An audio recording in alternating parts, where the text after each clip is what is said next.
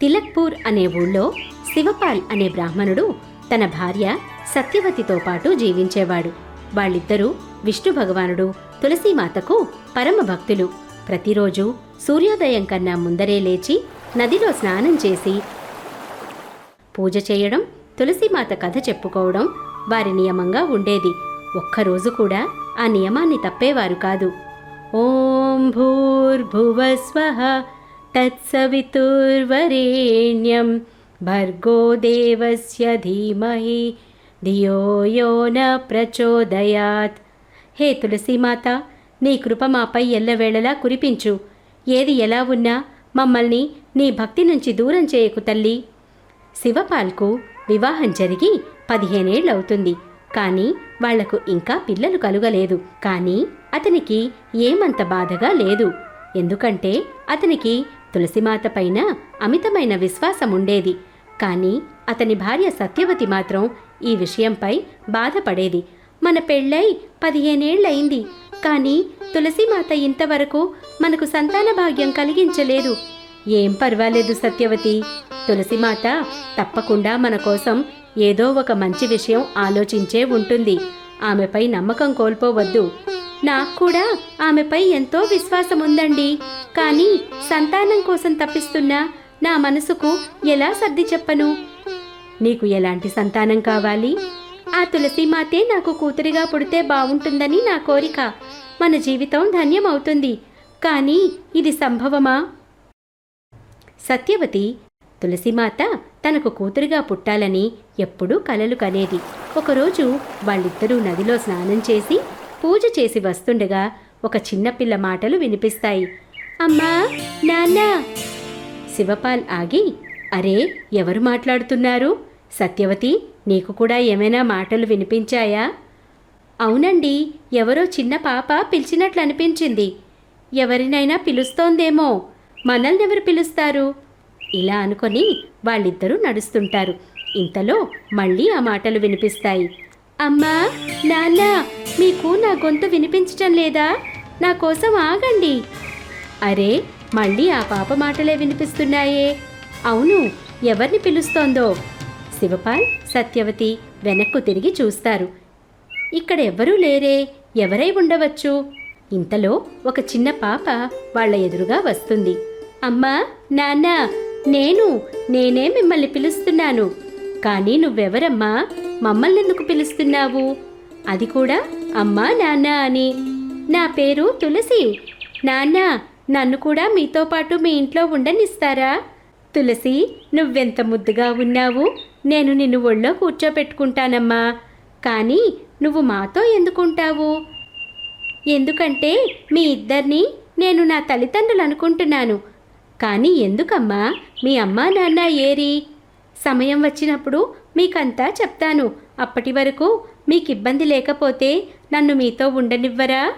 సత్యవతి ఆనందానికి అవధులు లేవు. వాళ్ళిద్దరూ సంతోషంగా తులసిని వాళ్ళింటికి తీసుకొస్తారు.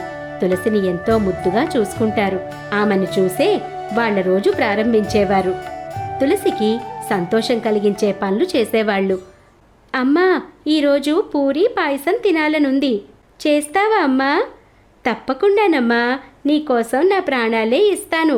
పూరీ పాయసం పెద్ద విషయమా? కొంచెంసేపు ఆగు, 10 నిమిషాల్లో చేసేస్తాను. సత్యవతి త్వరగా పూరీ పాయసం చేస్తుంది. తులసికి తన చేత్తో తినిపిస్తుంది. అమ్మా, నీకెందుకు నేనంటే అంత ఇష్టం? తల్లి, నా జీవితంలోకి నువ్వొచ్చి నా కోరిక తీర్చావు. పిల్లల కోసం తప్పించిపోయాను. సరే, మాటలు చాలు, మొదట తిను. అమ్మా, నువ్వు పాయసం చాలా బాగా చేశావు. తులసితో సమయం ఎలా గడిచిపోయేదో సత్యవతికి తెలిసేదే కాదు. తులసి పెరిగి పెద్దదవుతుంది. ఇప్పుడు ఆమె పెళ్ళీడుకొచ్చింది. సత్యవతి, మన తులసికి పెళ్లి వయసొచ్చిందండి. ఇప్పుడు ఆమె కోసం ఒక యోగ్యుడైన వరుణ్ణి వెతకాలి. కానీ మన తులసి చాలా బుద్ధిమంతురాలు. ఆమెకు తగిన వరుణ్ణి మనం ఎలా వెతకగలం? ఇంతలో తులసి అక్కడికి వస్తుంది. అమ్మా, నాన్న, మీరు నా వివాహం గురించి చింతించకండి. అలా ఎందుకంటున్నావమ్మా? నాన్న, వచ్చే నెల కార్తీక శుక్ల ఏకాదశి నాడు నా వివాహానికి ఏర్పాట్లు చేయండి. నా వరుడు నన్ను వివాహం చేసుకోవడం కోసం ఆ రోజు వస్తాడు. కానీ అలా ఎలా అమ్మా?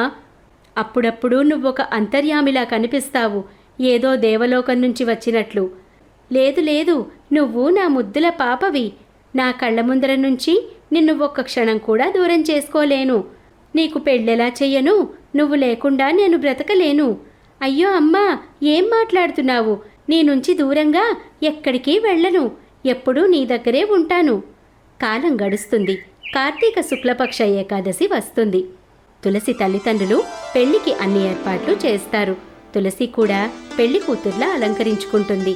నా తల్లి ఎంత అందంగా ఉందో, ఎవరి దిష్టి తగలకూడదు. కానీ తులసి, నాకిప్పటికీ అర్థం కావడం లేదు, నీ వరుడు ఎక్కడి నుండి వస్తాడో అని. వాళ్ళలా మాట్లాడుకుంటూ ఉండగా బయట వరుడు వచ్చినట్లు బాజా భజంత్రీలు మోగుతూ హడావిడి మొదలవుతుంది. అమ్మా అమ్మా, పెళ్లివాళ్ళొచ్చారు. సత్యవతి పరుగున వీధిలోకి వెళుతుంది. వరుణ్ణి చూసి సంతోషపడుతుంది. హే తులసీమా, నీవు నా కల నెరవేర్చావు. నా కూతురి కోసం ఇంత మంచి వరుడు. స్వయంగా ఆ విష్ణు భగవానుడే తులసిని వివాహమాడడానికి వచ్చినట్లుంది. ఇంతలో శివపాల్ వస్తాడు. అరే సత్యవతి, వరుణ్ణి అలా పొగుడుతూనే ఉంటావా, లేక స్వాగత సత్కారాలు చేస్తావా? వాళ్ళు తులసి వివాహం ఎంతో ఆర్భాటంగా చేస్తారు. వివాహమయ్యాక, తులసి, నువ్వు ఇక ఈ ఇంటి నుంచి వెళ్ళిపోతున్నావు. కానీ ఇప్పటికీ మాకు తెలియడం లేదు నువ్వు మా జీవితంలోకి ఎలా వచ్చావో, ఎందుకొచ్చావో అని. నీ వివాహం కూడా మాకు అర్థం కాకుండా ఉంది. అవునమ్మా, దయచేసి చెప్పు.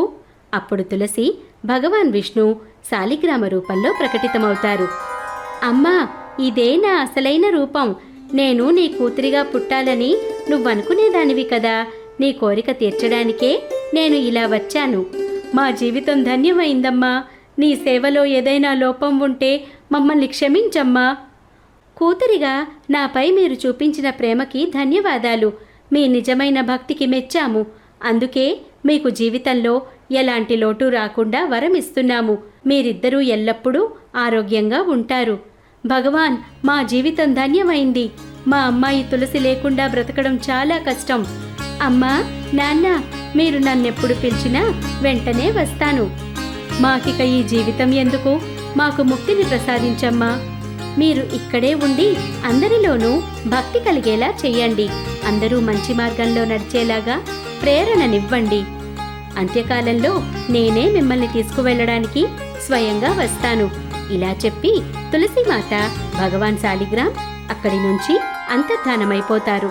ఇప్పుడు శివపాల్, సత్యవతి తులసీమాత భక్తిలో ఇంకా లీనమైపోతారు. దూర దూరాలు ధర్మాన్ని ప్రచారం చేస్తారు. అందరి మనసుల్లో తులసీమాత పట్ల భక్తి కలిగేలా చేస్తారు. చివరిగా తులసీమాత, భగవాన్ శాలిగ్రామ్ వాళ్ళను తీసుకువెళ్ళడానికి వస్తారు. వారికి మోక్షం ప్రాప్తిస్తుంది.